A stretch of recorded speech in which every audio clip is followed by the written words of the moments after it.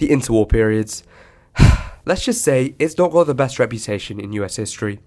It starts pretty well with the Roaring Twenties, but things soon take a turn for the worst, and we get the Great Depression, then the whole Hitler fiasco. My name is Anish, and this is part 2 of my videos on America's 20th century, which is going to cover US history from the interwar period to the Second World War.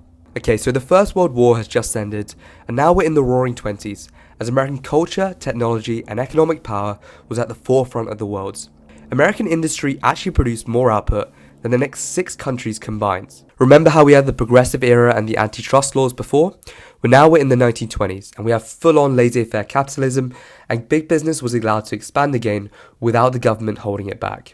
Huge amounts of American dollars were getting pumped around the globe, and American cars, jazz, films, and fashion took over European markets. Women secured the right to vote in 1920, and middle-class Americans were enjoying a period of economic prosperity and consumerism. The free market was booming and life was getting better, unless you're a minority. The 1920s also saw some of the most restrictive immigration laws in US history, particularly discriminating against the people of Southern and Eastern Europe who were considered to bring in some radical ideas to the nation. Then there was a re-emergence of the white supremacist group, the Ku Klux Klan, who in 1924 had over 4.5 million members across the country. This group targeted people who weren't considered American to them. Basically, if you're not white and Protestant, they will hate you. If you want a really disturbing fact, the first movie ever shown in the White House was the white supremacist film The Birth of a Nation, which took quite a favourable view on the KKK. I mean, the president at the time, Woodrow Wilson, was racist even for 1920 standards, which is really goddamn racist. The discrimination and Jim Crow laws of the South led to millions of African Americans leaving to find opportunities in the North, known as a period called the Great Migration. The USA also introduced quite an interesting social experiment, banning the sale and distribution of alcohol between 1920 and 1933, known as a period called Prohibition. But trying to regulate people's actions did not end well. Millions of Americans were still willing to drink illegally, and it resulted in the growth of a lot of organised crime in major cities, with mafia gangsters like Al Capone building huge empires from the illegal distribution of alcohol. You know, of all the crimes Al Capone committed, the one he actually got done for was tax evasion. That's the IRS view. Anyway, because the economy was doing so well at the time, millions of people just believed that you could put money into the stock market and you're pretty much guaranteed to make a return. You'd be stupid not to. But when this bubble popped on Wall Street in October of 1929, they were now left with the most devastating stock market crash in the country's history. President Hoover believed that the free market got them into this mess, and the free market will get them out of it, and the government doesn't really provide much relief for the people, which makes the situation even worse. People stopped spending, businesses started failing, and thousands of banks started folding. Unemployment skyrocketed, and shanty towns called Hooverville started to emerge, named in reference to the president's inaction during the crisis. Although President Hoover did start to change his economic policy in his final year, it was too little, too late, and people completely lost their faith in the banks and the economy. Then in 1931, the banking crisis in Europe occurs and makes the situation go from bad to goddamn awful, and this resulted in a period called the Great Depression. Governments then refused to work with each other, and international trade completely dries up. America also felt like its domestic issues were far more important than any foreign policy, and we get the hardcore isolationism that the interwar period is famous for. Then you get global fascism and appeasement. Yeah, the 1930s was a decade to forget. By 1933, American industrial production had halved and 15 million people unemployed, a quarter of the labour force. Thousands of factories closed down, and starvation and malnutrition was a genuine threat in the most wealthy country in the world. Then Franklin Delano Roosevelt comes in, and he promises a new deal for the American people. This was based upon Keynesian economics and the 3 R's: relief for the unemployed, recovery of the economy, and a reform on capitalism. Roosevelt's actions gave people hope in the economy. In his first 100 days, he passed an unprecedented number of laws, and he gave regular talks on the radio called fireside chats, in which he outlined his plans for economic recovery. Once he took the dollar off the gold standard, the economy finally started to recover, and 6 million people went back to work, and enough reforms were made that the New Deal today is remembered with great success. Although these achievements were definitely important, what truly got America out of the Great Depression was, strangely, the Second World War. So another conflict is starting in Europe. Some guy called Hitler wasn't keeping his promises with Britain and France, and Germany was just getting a little bit bigger. In September of 1939, Germany decided to invade Poland, sparking the Second World War. The USA was still in their whole isolationism phase, and public opinion was adamantly against joining a war. But although America didn't want to join the war, it did care who won. They weren't a big fans of fascists, so they supported the Allied powers, and through the Lend-Lease Acts, the USA supplied the Allied nations with billions of dollars worth of food, resources, and weaponry.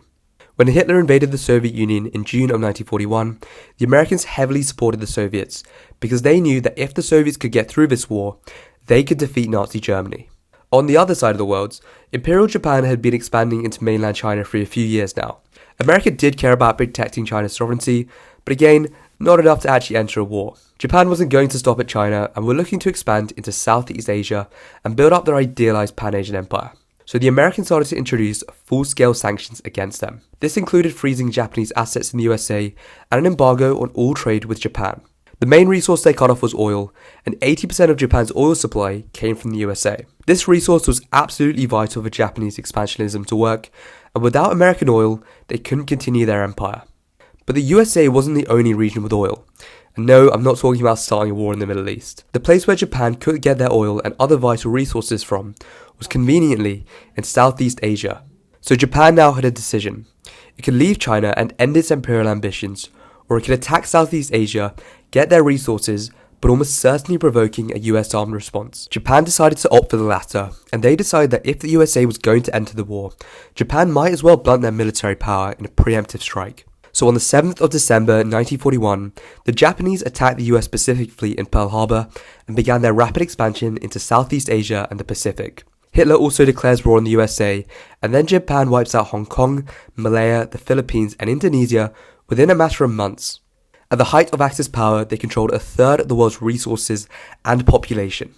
When the Second World War started, the USA's army was about the same size as Romania's. No disrespect to Romania, but America being protected by two vast oceans never really felt like its security was at risk. Everything changed after Pearl Harbor, and there were now enemies out there who could threaten US security. Isolationists completely shut up, and public opinion about the war decisively shifted after this attack, and the USA finally entered World War II. In the next few years, the American military had mobilized over 12 million citizens. The US won huge victories against the Japanese at the Battle of Midway and the Battle of Leyte Gulf, and used island-hopping tactics to get closer and closer to the Japanese mainland. But the war against Japan was more of a war of vengeance after Pearl Harbor. Hitler was a real long-term threat, as he would stop at nothing short of complete world domination. Strange guy. The dream team of Churchill, Stalin and Roosevelt was known as the Grand Alliance, but there was always a bit of tension between them. Roosevelt was worried about Stalin's plans to turn the countries of Eastern Europe into Soviet satellite states, and Stalin believed that the West was purposely delaying the invasion of Europe and letting the Soviets take all of the bloodshed. But they stuck together because they all had the common goal of making Hitler cry like a little girl. But it wouldn't be until June of 1944 that the Allied forces finally launched D-Day. The Allies liberated France and Western Europe whilst marching towards Germany, whilst the Soviets came in from the east, and victory was declared in Europe in May of 1945. However, despite launching devastating bombing campaigns against Japan from China and the Pacific Islands, the Japanese were still fighting on, and it didn't look like they were going to surrender. One of these firebombing air raids in Tokyo in March 1945 had killed over 100,000 civilians and left over 1 million people homeless. The US military predicted that this war could drag on for a few more years, so Truman makes a very controversial decision. A secret program called the Manhattan Project had created a superweapon called an atomic bomb, which can launch a final devastating blow to the Japanese. To end the war, but maybe also to keep the Soviets in line, the USA dropped the first atomic bomb on the city of Hiroshima on the 6th of August and on Nagasaki on the 9th of August.